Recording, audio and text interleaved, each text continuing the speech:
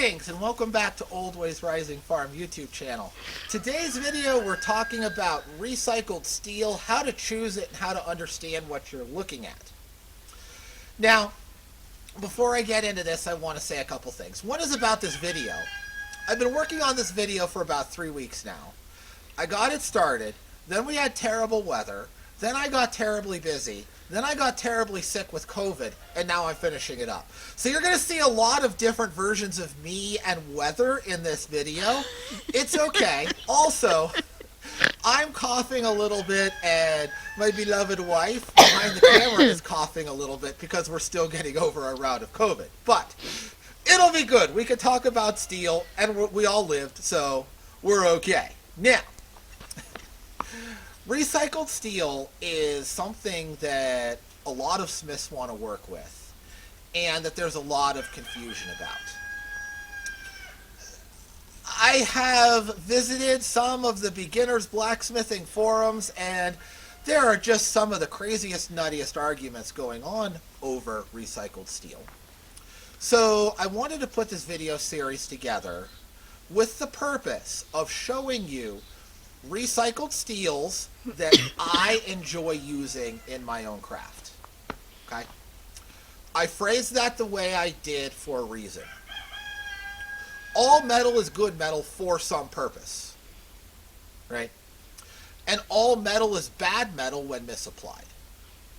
So a lot of these conversations tend to immediately go down the rabbit hole of what you should use or should not use. And both of those are very bad ways to look at it. Okay? There's no magic metal that is good in all circumstances. And there's no metal out there that's fundamentally useless or it would have never been made. Right? So I'm going to go through this with the perspective of showing you my favorites, talking about some pitfalls, talking about some advantages and disadvantages to this, that, and the other thing, and how to recognize some stuff. Okay? You can then take that knowledge and apply it to your circumstance, your context, and your needs. Don't think that if I left something off of this video that it's necessarily anathema and should never be touched. And don't think that my favorites have to be your favorites. So I want to try and help remove some of the confusion, explain what's going on, maybe even explain why some of that confusion takes place, and give you some pointers to advance you on your own forging journey. Okay? So, the first thing I want to talk about is mild steel and a little bit of a story.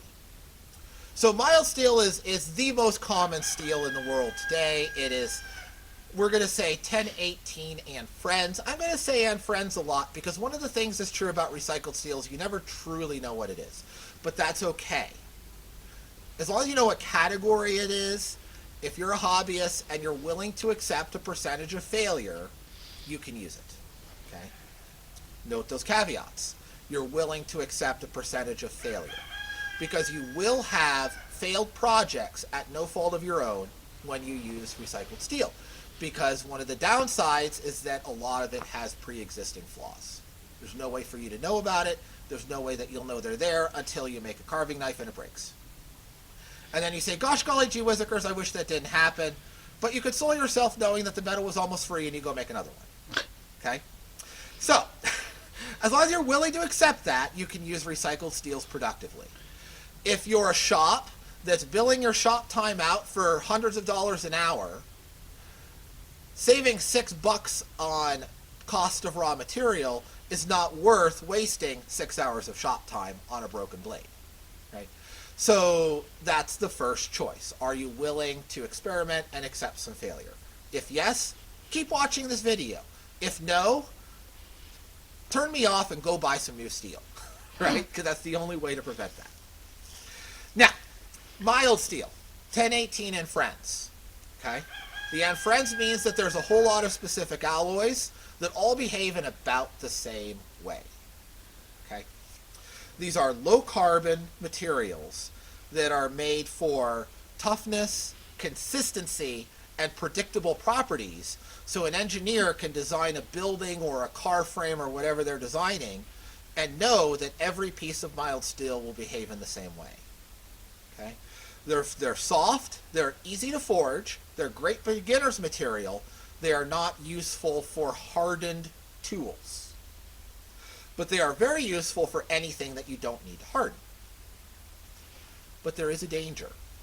And I mean a literal danger to your health, and that's where the story comes in. This is a good piece of mild steel that is great for forging, and I got a batch of this from a scrapyard, all out of the same bucket. And I've already forged on some of it, and I know it's really good stuff for forging.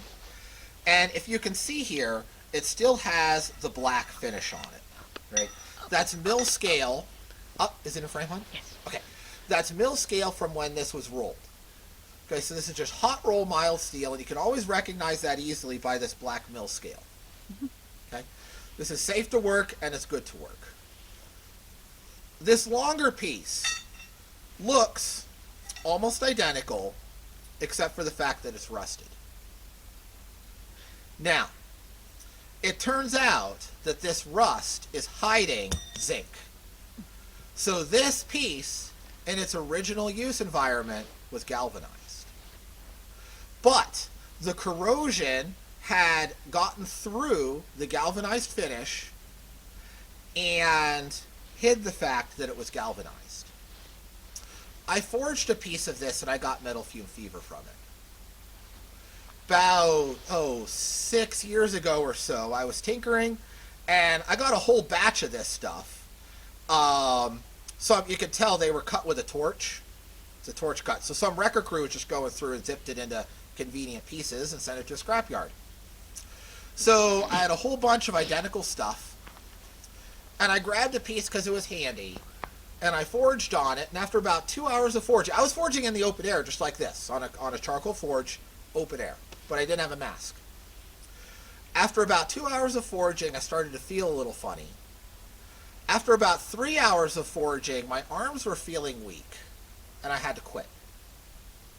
So I went in the house, I started feeling shaky, I took a hot shower, came down, and I was sick to my stomach and I had fever chills and a fairly high fever. And I was just absolutely shaking like a leaf for that whole evening. Figured it was probably metal fume fever because nobody else in the family was sick. There was no reason to believe that I had gotten some bug. Went to bed and I was okay the next morning. But I immediately took all of this stuff out of my forging stash. I have family members who do milling and lathe work, and it's totally fine for that as long as you're not heating it up. So I just donated this batch of recycled steel to other folks who will use it safely because I cannot forge on this. But there was no way to know that from the rusted surface until after the problem had occurred. And that's another thing that you want to think about. When you're working with recycled steel, you want to be careful. You want to make sure that you're not getting anything that was galvanized in your forge. You want to make sure that you are not getting anything coated with metal-containing paints in your forge. Right, there are copper-based and lead-based and a couple others. Metallic paints that are used for anti-corrosion and anti-fouling paints. They're all bad news. Okay? So don't just pick up every rusty piece of metal that you find. It's dangerous. You want to make sure as you're going through a scrapyard pile that you can identify and know something about the metal to evaluate whether or not it was likely that it was from a setting where it was galvanized or thusly coated, or whether it's likely to be safe. And the best way is if you see that it's not corroded and it still has that black on it. Okay? If you see that black on it, you know it's safe. If it's rusty, you need to know more information. You need to know what it's from to evaluate whether it was likely to be galvanized or not. Okay? Because coated metal is dangerous. So, let's dig in let's go beyond my little safety story and talk about how we can recognize some of these things and how we can say a few bits of useful information about recycled metal to make logical choices for your own forging projects. For all those of you who live in farm country, you drive around, walk around, you're going to see a lot of stuff like this. Now, this is a good working manure spreader. We're not talking about scrapping this particular piece. But these pieces are absolutely covered in all sorts of bolts, tie rods, lever arms, etc. And these things break and get replaced regularly. And these sorts of things are often just bent and tucked into holes, so it's very easy for the farmer to fabricate their own replacement parts. At the end of that process, the old parts go on scrap piles on that pile of rust somewhere in the back of a barn or an outbuilding. As you're walking around, visiting, talking to other farmers, chatting with friends who are farmers, you're going to notice these piles. Every farm has one, I promise. Okay? Almost all of this mid-century farm equipment is made almost entirely out of good, mild steel. Good, clean, useful, mild steel. This is great stuff for beginners projects, and it's a really great material to get a lot of in a lot of different sizes, so that when you need to go make a tool, make a handle, make this, that, or the other thing, you can go and you'll have a lot of assorted sizes for those one-off projects. Okay? Great for that. Now, when you're talking to farmers about this, don't sound like a scrapper. Okay? Rural areas are full of these people who go around begging for other people's trash that they can sell it for a nickel a pound. And they're really just annoying most of the time. Don't sound like one of them. Talk to people that you're already friends with. Let them know what you're doing. Let them know that you're getting into blacksmithing and specifically what you want. Offer to pay them for the material, and I would recommend like 25 or 50 cents a pound. You can kind of, after you get used to handling steel, you'll kind of get a sense for whether that's a 20-pound pile or a 50-pound pile or a 100-pound pile, and offer accordingly. Okay? They'll probably refuse the money and just give you a few pieces. But you want to be having a conversation along the lines of, those 5 specific pieces that I just noticed would be useful to me for this type of project. Can I pay you $10 for them? Have that conversation. Not, can I come pick over your whole property for scrap? You're going to sound like a scrapper and they're going to kick you out. Okay? So, it is important how you discuss these things. Also, don't try to buy working equipment for this. And don't go around scrapping equipment that's more valuable as equipment than as raw material. But you'll see a lot of this in the wild, and you'll see a lot of pieces taken from these pieces of equipment on random piles around farms. So keep an eye out for it. Let's go look at another piece of equipment with some hardenable steel on it. This is another example of a piece of equipment that is still operational and running. We're not going to scrap this, but I want to show you what's on it so that you can recognize it when you're hunting steel in the wild, so to speak. And the most interesting chunk on this is that guy right there, the power takeoff shaft, PTO shaft.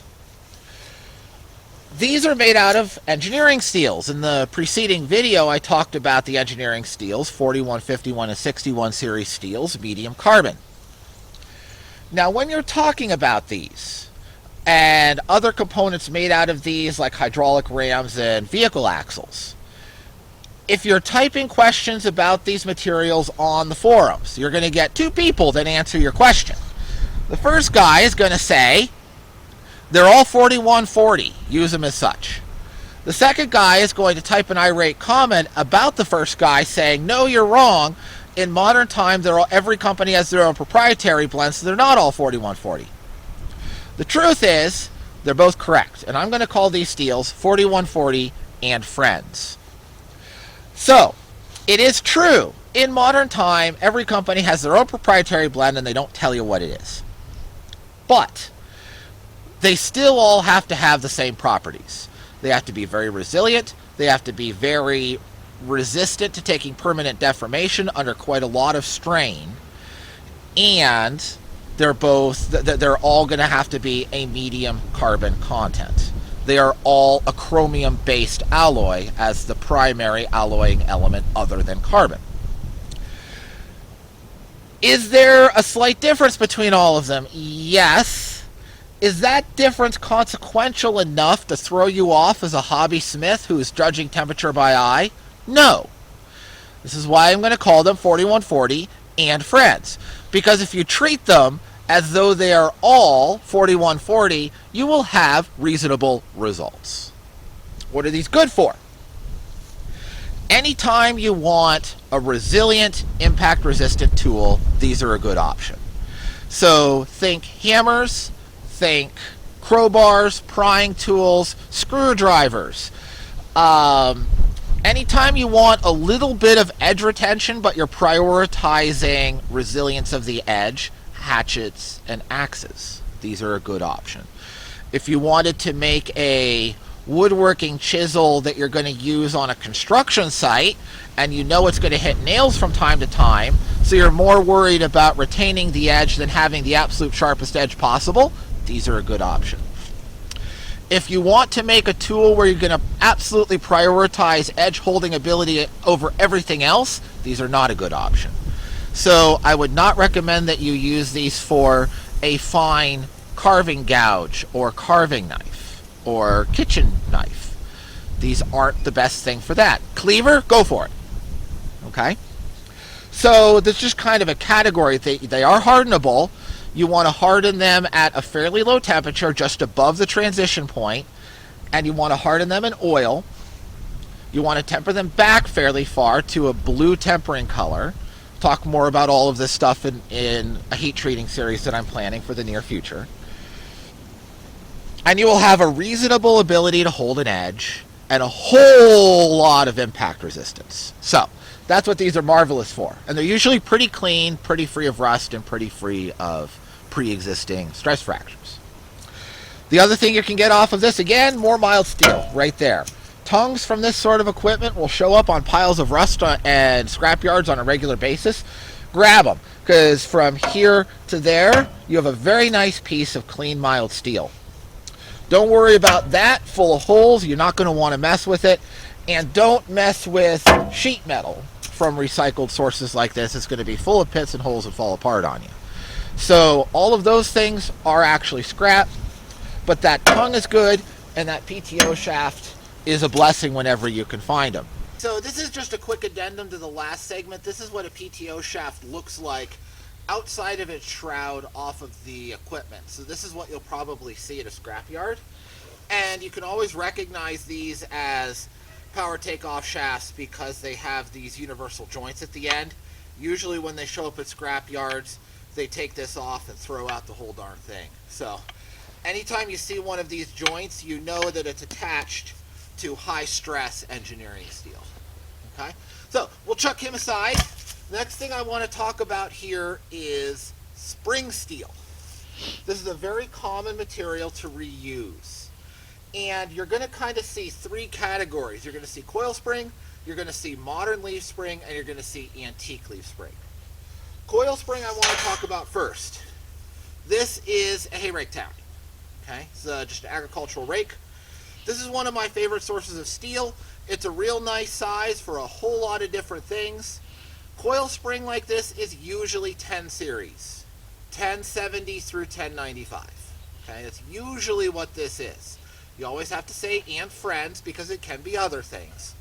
But most often this is 10 series. It's cheap, and coil springs like this aren't under a whole lot of stress, so they don't need to be anything special, fancy, or expensive. Okay? When you're looking at these, the tip end here, this is where what takes all the abuse and hammers against rocks. Cut off the last 3 inches, throw it away. Okay? All of this is nice and useful. Back here, you want to inspect it. Usually the stub ends of these, where they were bracketed in the equipment, that tends to hold water in that gap. So usually got a lot of pit rusting back here, and this one does. And also you're going to have a lot of pit rusting right where that fold is. Okay? So when you uncoil this, if there's any pit rust in there, it's just going to pop open before you have the chance to file, through any of the bad spots. So looking at this piece, I would cut off the 3 inches at the tip. I would cut it right here and throw that curl away. And then everything in between my hands is a nice clean piece of steel to work with. Get these, they're good stuff. Okay. If you want coil spring in a larger size, you can find these big beefy truck springs. Okay. Again, really good stuff. 10 series, a little larger in diameter. This material up here is in pretty good shape. Sadly, I went to get this one out of an old stash, and the bottom had sat in water in a flood a couple of years ago. So all of this nasty, that's beyond pit rust, the whole layer's flaking off. That's no longer good. Stuff that is degraded to this level of rusting, chuck, throw away. No good. No good. You're going to have too many problems. Now, if you were going to make a tent stake, yeah, you could still use it for a tent stake. But the hassle of untwisting this heavy stock, there's easier ways to make a tent stake. So when it comes time to use this, I'll take an angle grinder and cut through the lower 1, 2, 3, 4 curls, and then this stuff up top should still be fairly clean. A little bit of surface rust is okay. It's when it gets deep pits or massive flaking material like that section that stood in water. That's where you have bad stuff. You do want to be careful with any spring like this where the springs are touching, because it can hide pit rust that you can't see in between those coils. That's why the bad flaking rust is on the lower 3 coils, but I would cut off at least the lower 4, maybe the lower 5 to be safe before I go to use the upper material. Okay? Good stuff. Again, you can usually assume most of these are high carbon 10 series. Good stuff to play with. Next thing is a modern leaf spring. So again, this would be a small, like a light pickup truck size leaf spring. And these come in books where a whole bunch of them are stacked up against each other. You don't find just one of them. This particular stack of springs has been taken apart, so I just have a single leaf spring. Same rules apply for this as this in terms of looking for rust. When these are stacked together, layer on layer, you have an area that can collect and hold water. So you want to inspect these for pit rust. If you see pit rust, either grind through it or throw away that section. Most of the time I throw away that section because, again, the most I've ever paid for any of this recycled steel is $0.25 a pound. It's not worth the fight. Okay? You want to remember how these things are used and where the stresses build up. Just like with a bow and arrow, the majority of the stress is in the middle. For all of the same reasons, all the same physics applies. So right around this hole in the middle, you want to cut off about 1 inch either side of that hole, regardless. When you're using these, just plan on cutting out that middle section right where my fingers are. And sure enough, this one, that is a patch of pit rust that I wouldn't trust, so I would cut her right there. There's a little bit of surface rust out here, but it doesn't concern me. Same over here, a little bit of flaky surface rust, but no pitting. So you always want to cut out the middle on these. Most modern springs are 5160 and similar friends. Saying that again, I'm going to keep saying that. And friends. There's so many different proprietary blends, but all those proprietary blends have to have basically the same properties, so they can't go too far afield. So if you assume these are 5160, you may or may not be correct, but you're correct enough to choose forging conditions. And this is a good medium carbon steel to play with. It has pretty darn good impact resistance and moderate edge holding ability. So this is what I would pick for making something like a hunting knife or a camp knife.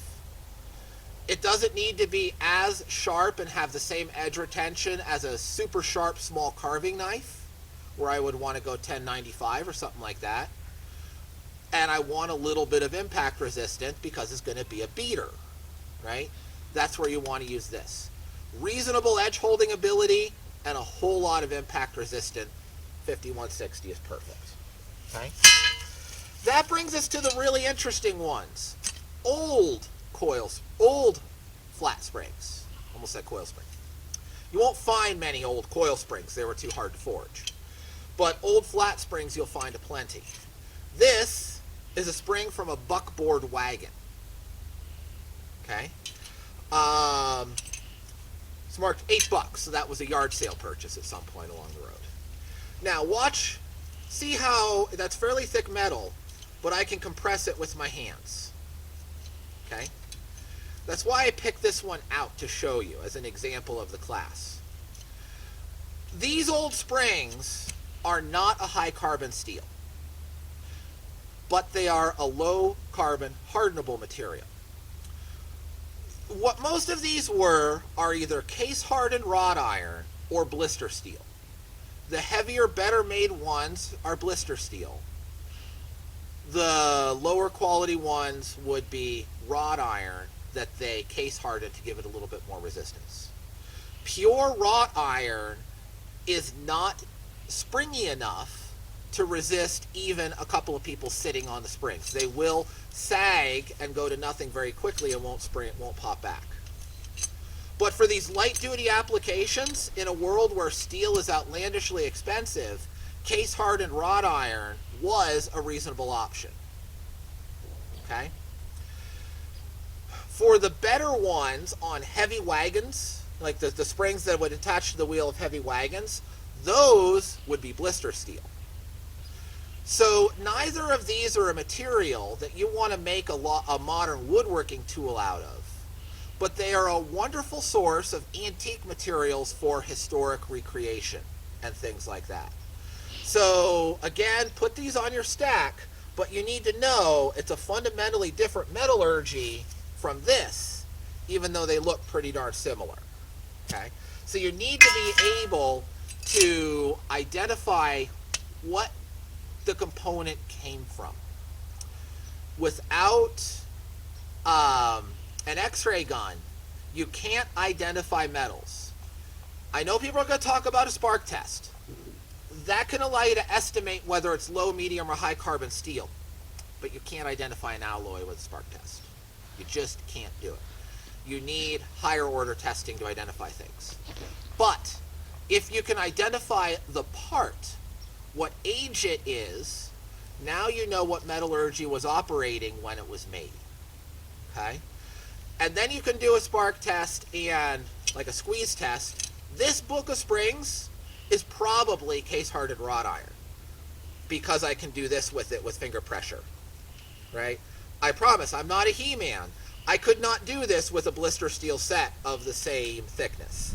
Okay? So this is probably case hardened wrought iron and a nice source of wrought iron and historic material. But if you make a knife out of this, you're going to fail. Okay? So you need to be able to identify what things came from. That's as important to identifying your metal as anything. Mm-hmm. Let's keep looking at some stuff. The next thing I want to talk about is examples of super steels that you can find at a scrapyard that you can recycle yourself. I'm only going to talk about two in this video, 52100 and S7, S5, S7. Just like when I was discussing the 4140 and the engineering steels, I said that you can consider these 4140 and friends because there's a myriad of closely related alloys that all differ a little bit. Same thing here. We're going to talk about this as 52100 and friends and S7 and friends. Okay? The 52100 is going to stand in for a whole class of high abrasion resistant anti-galling steels. And these are commonly used for bearings. This is a big, gigantic bearing out of some big, gigantic piece of equipment. Big roller bearing. Now, you're going to hear this word super steel thrown around a lot, especially in modern times. These are modern alloys that are super at one thing. And they're so super at that one thing because they have traded away all of the other properties. So they're very good at very specific, very niche uses. They are not general purpose, general use alloys. Your general purpose, general use alloys are your 10 series. And I've said this before, I've said this in other videos. If you're a beginning smith, you don't need anything outside of the 10 series steels. Okay? But when you advance, when you start having some projects where you really want to emphasize one property at the expense of all others, it does start to make sense to look at some of these modern super steels. Now, these are super because they are complicated alloys. There's a lot going on. If we look at the 52100 family, its job is to resist abrasion and resist galling. Okay? Abrasion's kind of obvious. That's friction rubbing together, developing a rough surface. Galling is something which deserves a little bit of a side note here.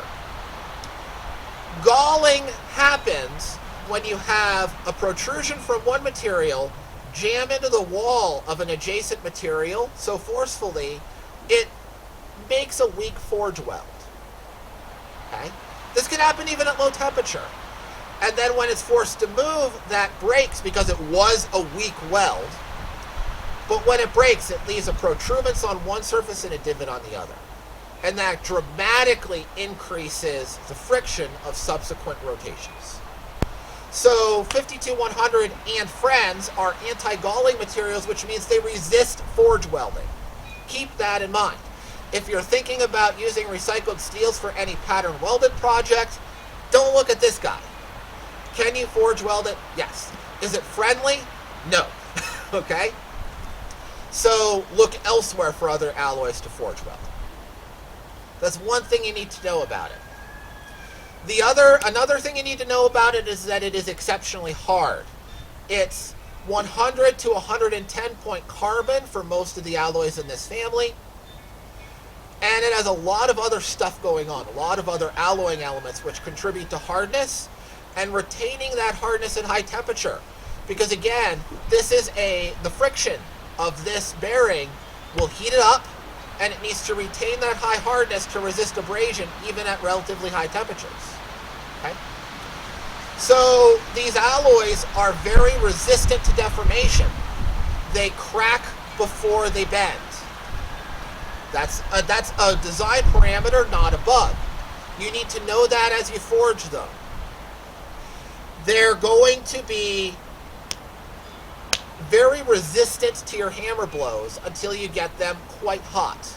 You cannot forge these at low temperature. But the refractory elements that are in them, the chromium, molybdenum, manganese, depending on which member of the family you're looking at, they'll have at least two, sometimes all three of those. Those elements will stay in solution at low temperature. They will stay in solution at medium temperature, but they will come out of solution and precipitate at very high temperatures. So as you get into the upper range, the upper end of the forging range, these alloying elements will precipitate out and they will make single element crystals. So you'll have a crystal of chromium right beside a lump of steel. That creates a plane of liquidness. This generates a condition that we call being hot short, brittle even at high temperatures.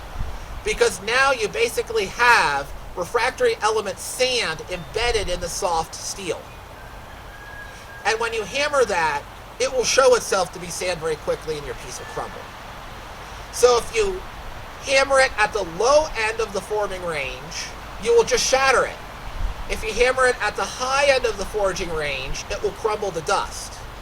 So you have a very narrow forging window. And this is true of all of the super steels. I haven't worked this material yet. I'm planning to this winter. I want to make myself a set of bone carving and scrimshaw tools. Bone is abrasive, so the anti-abrasion properties of this will come in handy. It's worth using for that purpose.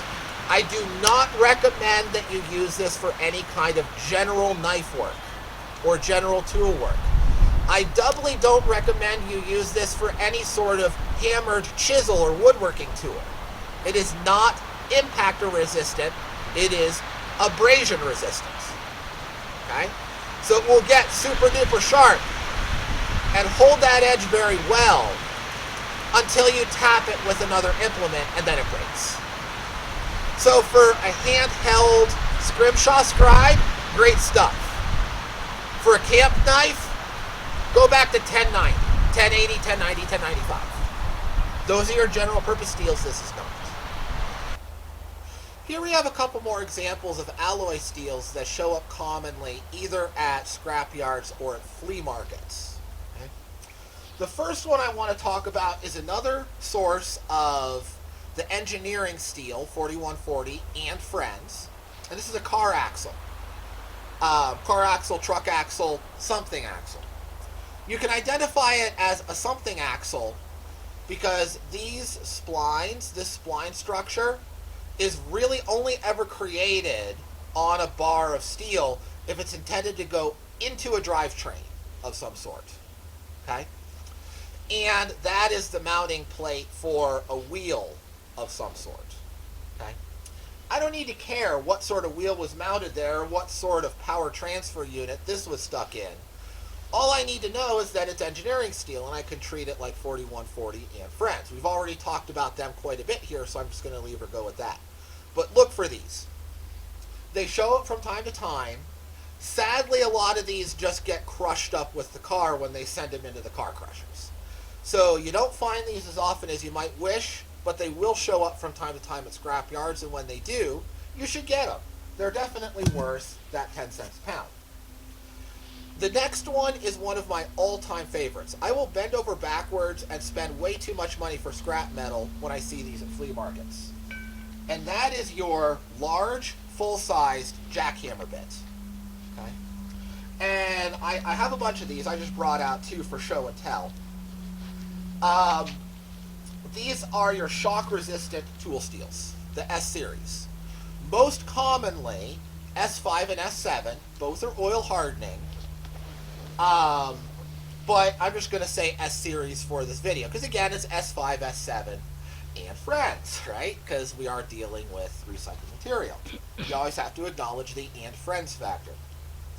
So, these are high silicon, high carbon alloys, and they have a bunch of other stuff going on. What makes these special? Well, this is the second best steel for hot work tools. Okay? The best steel for hot work tools is H13. If you have access to H13, you can make your hot work tools out of that. They will last a lifetime, and you'll never have to think about them again. And if you're buying new steel, you definitely should buy H13 and not S-Series. But H13 is basically never going to show up at a scrapyard in an identifiable form, at least. These will. These have similar hot hardness. Not quite as good as H-Series, but better than any of the other commonly found in the wild alloy steels. On that account, they're very good for making drifts, punches, hot cuts, etc. Okay? The other reason I really love these is because they have that built-in flange.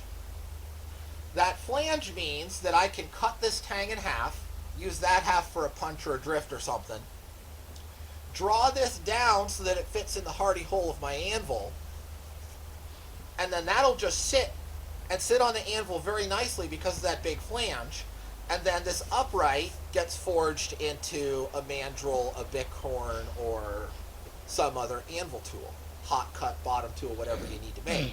Okay? So I will always bend over backwards to buy these. This one still has a price sticker on it for $6. Okay, that's expensive compared to 10 cents a pound for the rest of what I'm showing you. But that's probably 10 pounds of steel in here. And H13 is going to be well over $10, $15 a pound. Right, so it's still a bargain for some really nice metal. Very consistent, very clean, very good. Now, of course, you do want to watch the deformed tips. These take a lot of abuse, so you definitely want to plan on cutting the end off of that. You don't want to use this for anything, especially if it's going to be hardened. Just cut it back a little bit, cut it back beyond where you can see the obvious damage, and the whole shank will be very good and make you very good, durable hot tools. Okay. Next, we have a popular one with everybody that likes to do pattern welded steel. These are the high nickel alloys.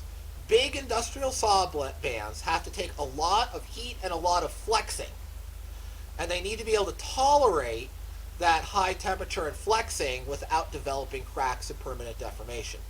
So these are made out of alloys that are usually about 2% nickel, and that gives them just a little bit more elasticity and helps them resist that force. Where these become popular for pattern welded work is the fact that if you take these and you forge weld them in a stack of in a layer with 10 series, and then you etch them, the 10 series will darken a lot more than the shiny high nickel metals. So they make nice banding patterns. Okay. L6 and 15N20 are the two common alloys, but again, it's L6, 15N20, and Renee? Friends. And friends, right? And friends. And friends. Okay. So, people will typically say that these big bandsaws are 15N20, and that these big circular saws are L6, but either could be either. Okay? I did have the chance to hit this one with an X-ray gun, and it is high nickel. Okay? I didn't with that, but I did have a chance to hit that one with an X-ray gun, right? So I know he is high nickel. This only applies to these really large industrial scale saw blades. Okay? Homeowner weekend warrior saws, including portable band saws with the blades that are about 1 inch wide. What I'm saying does not apply to any of those steels. Those are almost always 10 series or something similar to it. They're not the high nickel, nice steels for your pattern welded work.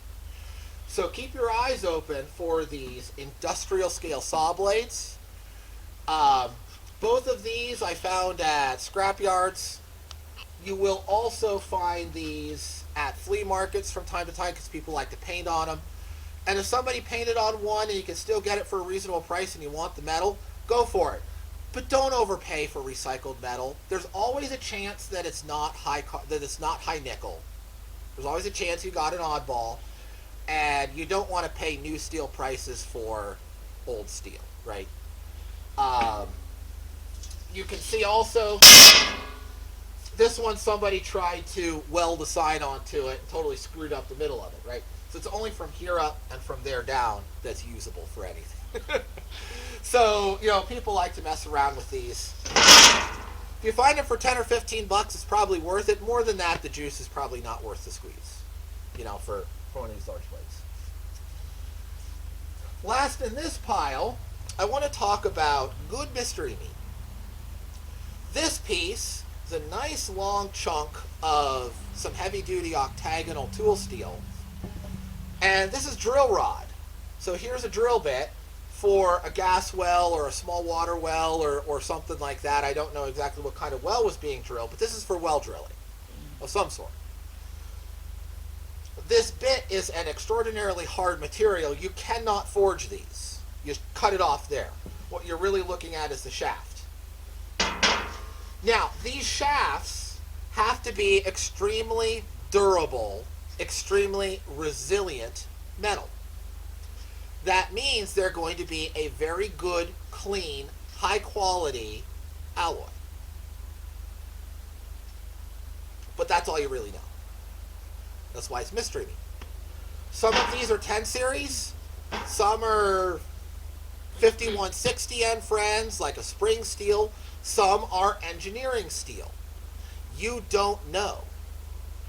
Different drill companies and manufacturers use different ones for different applications. So even if you know exactly where it came from, you still don't really know exactly what it is. So it is mystery meat. But it's good mystery meat. Where would you use something like this? Well, maybe you're forging garden tools, cultivators, hoes. picks, prying or leverage tools, screwdrivers, things like that. Okay? You need good, durable stock, but you're not going to ask it to hold an edge. Okay? That's where good quality mystery meat comes in. Totally legitimate to use. So do look for these. If you get a good deal on them, do get them. But know that there's, again, without an x-ray gun, you're not going to be able to do a spark test on that and determine whether it's 5160, 1060, or 1080. Right? You're not going to be able to tell. Maybe you could tell the difference between 4140 and 1095. I'm suspect, but maybe. Okay? So you know it's got some carbon in it, but you don't know exactly what it is. So buy it and use it in one of those applications where good mystery meat is okay. When you're dealing with something like this, if you're going to make something along the lines of a pick or a cultivator, what you would want to do would be normalize it very well, do a heat treat with an oil quench, and then temper it past blue, which is your usual spring steel, past blue and just edging into gray. So you're giving it a little bit of hardness and then taking the overwhelming majority of that hardness out, but leaving it tough. And that'll give you a slightly hard, extraordinarily tough and resilient garden tool, right? And when you're doing that sort of heat treat and leaving it, relatively soft, at the end of the day, you're not going to be able to tell the difference whether it was 1095 or 4140. They're all going to come out fairly similar with that sort of heat treat regime. Okay? So these are good for that, but you do need to know that it's mystery meat, and you don't want to ask it to be a high-quality carving knife, right? Perspective matters and context matters. So if you're enjoying this video, I hope you'll give it a thumbs up, and I'm going to go find a toolbox, and we'll talk about reusing tools as other tools. So, direct reuse of tools. The first one I want to talk about is this little mandrel that I made. And if you think, I wonder if he forged that out of a jackhammer bit, you would be correct. I did forge this out of a jackhammer bit. There's the flange I was talking about. The tang was cut in half and drawn to a square shape that fits my hardy.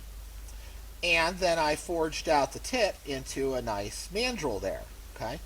So that's just an example of direct reuse of a tool as another tool. Different tool.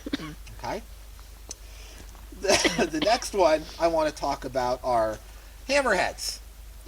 Now, this one is intact and has a good handle, so I wouldn't choose this one for such a project. But you can go to flea markets and you'll find these disembodied hammerheads all the time for very little money. We live in a society where people don't bother to fix things, they just buy new ones. So the handle breaks off, they throw it in a bucket, and then 10 years later give up on ever fixing it and sell it for $3 at a flea market. Buy these. It is very, very handy when you need a rounding hammer of a certain size to be able to just grab a ball peen hammer like this and either grind it as a stock removal project or do a little bit more forging if you need a slightly more elaborate shape. But the majority of the work in making the hammerhead is already done. You can just do a little forging on that end and have a whole bunch of custom tooling for very little labor and very little money, relatively speaking. So get those disembodied hammerheads, throw them in a bucket until you need them, and you'll have it available. Usually these are some sort of 10 series. Also commonly some sort of 10 series, but not necessarily, are hot chisels and cold chisels. I defy you to spend any amount of time at a flea market and not be able to find dozens of cold chisels. Buy them when the price is right. Again, throw them in a bucket. This is great. They're great material. A lot of the work is done. Just like in this case, a lot of the work in making a top tool or a cut is done. And you'll have that as stock so that whenever you need a punch or a drift or a chisel of a certain dimension or shape, you have these to go to, And again, all you need is mild reworking on the bit, and you'll have a new tool. So again, direct reuse of a tool is a tool. Next, I want to talk about repair. So both of these sets of tongs I got for free. This one's got a bent handle. Somebody might have been trying to do something with a little catch on that one. I don't know, or it could just be damaged. But it's very uncomfortable in my hands. But that's okay, because it will take very little work to stick the back end of that into the forge whenever I need a tong of that shape. Stick that in a forge, heat it up, smack it flat, done. You've got a pair of tongs. Same thing here. This is bolt head tong. It's got an industrial rivet, so that's at least late 1800s. But the handle broke, and somebody attempted to arc weld it, and it broke right off. That tells me it's probably wrought iron. Okay? Wrought iron will not tolerate arc weld at all. So, when you find things like this, get them. You can just grind off that little bit of welding spatter, scarf it, and forge on a new set of reins, and you will have a nice tong. Okay? So look for these. And then lastly here, these flat jaw tongs show up all the time in large numbers at really good prices, usually really good prices, at all sorts of antique shops and flea markets. Usually I get these, when I get these, I usually get them for $6 to $10, right? So not bad. The majority of the work in making a set of tongs is done, so it's a very big labor savings. And even though flat jaw tongs are one of the least useful shapes, since the majority of the work is done, I can very easily take these and reshape them into anything I want as I need it. So just like you want, it's a good idea to have a whole bucket of cold chisels and a whole bucket of disembodied hammerheads, you should start developing a whole bucket of tongs that you don't like now, but are easily reforged into things that you do like. So I hope you have enjoyed this video. I hope that you have learned something from it. I hope that it has helped you disentangle some of the information that's out there about what things are and are not. And I hope that you will go forth, be safe, be logical and reasonable, and enjoy your forging projects with your recycled steel. And I hope that you'll join us next time here at Old Ways Rising.